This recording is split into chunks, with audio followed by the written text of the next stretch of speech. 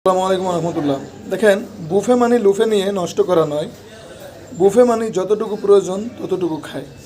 আচ্ছা মামা, এই যে আমি আপনাদেরকে বারবার বলি যে আপনারা যতটুকু খেতে পারবেন ততটুকু নেবেন। এক বাটি ফুচকা খাইতে এক চামচ টকই যথেষ্ট, এর বেশি আর লাগে না। তারপরে আপনারা যারা অতিরিক্ত খান, বেশি খান, খাবেন, বলা আছে আনলিমিটেড, আপনি যত পারেন খান। কিন্তু এই যে দেখেন, এক বাটি ফুচকা নিছে, সে এক বাটি ফুচকার ভিতরে সব ধরনের টক মিলাইয়া নিয়ে দেখেন বাটিটা ভরে ফেলাইছে, পুরা বাটিটা এখন হাউসফুল ভরা। উপরের থেকে চামচ দিয়ে কী করছে, ফুচকাগুলো খাওয়া ফেলাইছে। কিন্তু এই যে দেখেন, ফুচকাগুলো সব রয়ে গেছে, চটপটিগুলো টকগুলো দেখছেন।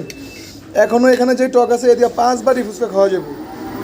তো হিসাব করে দেখছেন, 200 টাকা কেজি তেঁতুল কিনতে হয়, চিনি আছে, লবণ আছে, সব কিছু মিলা এক চামচ টকের খরচ পড়ে 3 টাকার উপরে। আপনি খাইছেন 30 টাকার ফুচকা, কিন্তু এখানে আমার নষ্ট করছেন, টক নষ্ট করছেন 30 টাকার। আপনি খান, সেটা আমার আপত্তি ছিল না, কিন্তু এই যে একটা বাটি বইরা উপর থেকে ফুচকাটা আপনি খাওয়া ফেলাইছেন, এই যে টকটা এখন নষ্ট, মনে খুব কষ্ট পাই। আপনাদেরকে বারবার বলি, আপনারা জিনিসটা খেয়াল রাখবেন। আপনি যতটুকু খেতে পারবেন খান, আপনি বারবার খান, 3 বার নিয়ে খান, আমার আপত্তি নাই, কিন্তু মেহরবানি করে নষ্ট করবেন না। এই নষ্ট করা থেকে আমরা সবাই বিরত থাকার চেষ্টা করি।